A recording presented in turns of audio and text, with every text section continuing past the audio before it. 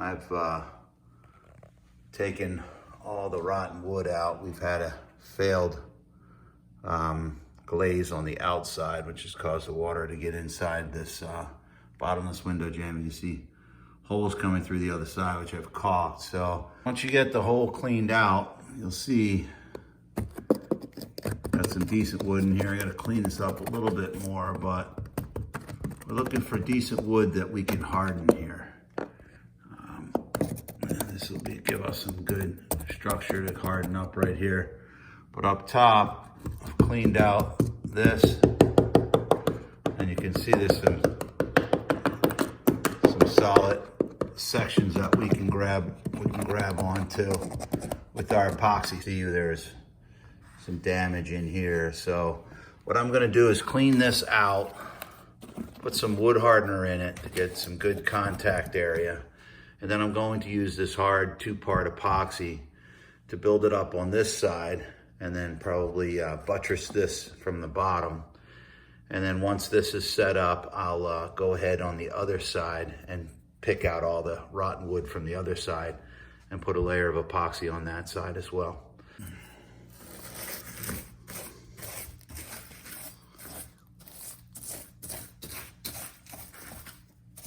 Next step is to pour some wood hardener into a container and apply a first coat along the clean surface, trying to leave as much of the decent wood and good wood that you have. Be sure to get your hardener into all tight spaces. Up and underneath where you have good wood in there. And remove any wood that's soft and try to maintain as much of the hardwood that you can. We'll pack this in a little bit later. For about 2 hours, apply, feel and see how dry your surface is. And just rub your hand and remove any loose stuff that still may remain. And then clean anything that's loose off and apply a second coat. Viable for the epoxy to attach to.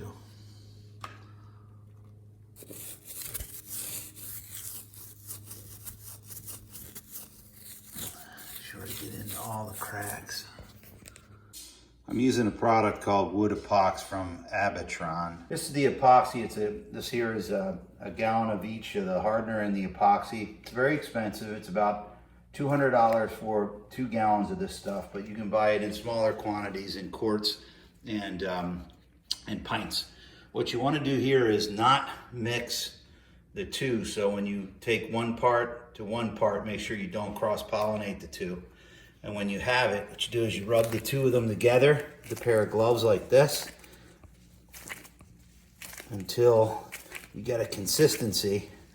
And the setup time on this is pretty long, so you have a lot of time to work it. It's really like a really doughy, pizza doughy type of material. So I just gently put this into the cavity that I have in the window sash. And I'll show you some images of this as I move along. So just very gently just push it into the hole, and then we'll take our putty knife and cut it into shape, and then we'll sand it down a little bit later. The stuff stays pliable and is workable for a long period of time. Will actually take a good period of time to cure. So you have a lot of time to work it. With this particular problem, I'm going up and underneath the salvaged wood along this top edge here, so that I can build a nice buttress underneath it with the epoxy into the wood that's been hardened. And then what I'll do is I'll gradually just fill this out and then smooth it with a putty knife. And then ultimately when I get it where I desire it, I'll sand it down for the final product.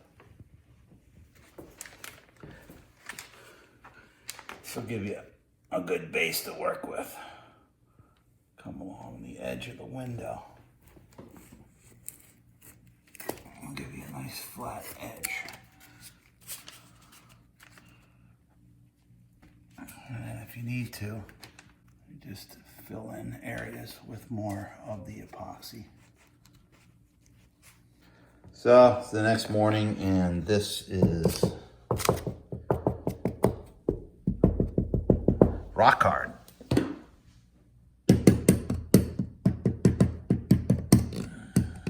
Do is go and apply another coat on the other side of the window, and then maybe smooth this out a little bit more with some more epoxy, and then sand it down and finish it.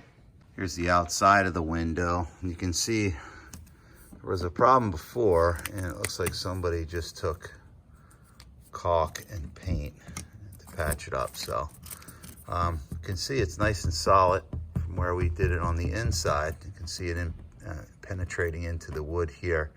So I'm just going to remove this loose wood and clean this up and put some on the outside and get a nice smooth cured edge on it. So you can see how much rotten wood is up underneath the edge under here. So what you want to do is make sure that you get this cleaned out so you can put the wood hardener on it, and then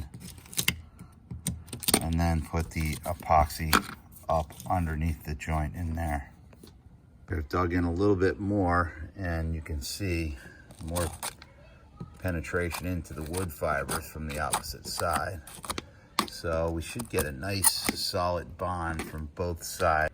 Side's been prepped, and the wood hardener has been applied. Only one coat was necessary on this one. As you can see, there's a nice hard surface and shine. So I'm gonna go ahead and put the epoxy in. You can see what it looks like after it impregnates the wood. This is from the other side that we did.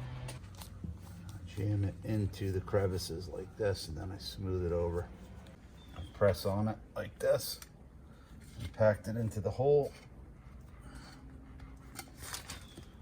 And then scrape it off.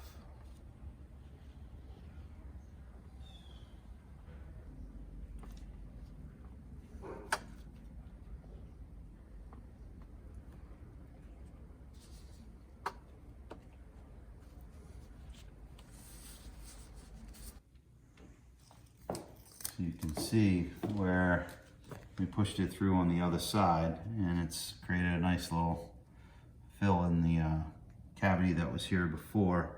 So what I'm going to do is I'm going to fill and shape this to match this detail work on the top of the window sash. What I'm going to do is try to get these edges to line up the best that I can. It might require the use of a small file like you would use in art equipment, which I happen to have some small files that will help out. But I'm just going to try to duplicate this edge as best I can.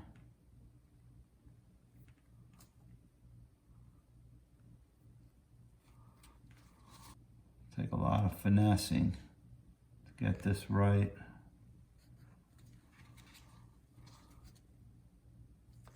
And I'm just getting ready to paint right here. I just filled in some of the cracks with wood filler. Surface is ready for primer and paint. Nice smooth surface. And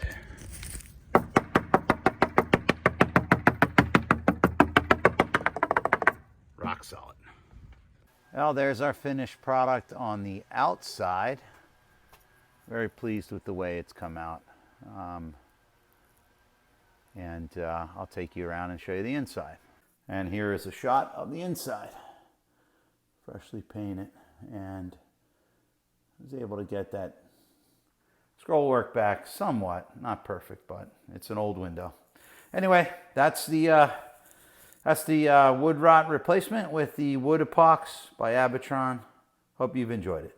Thank you.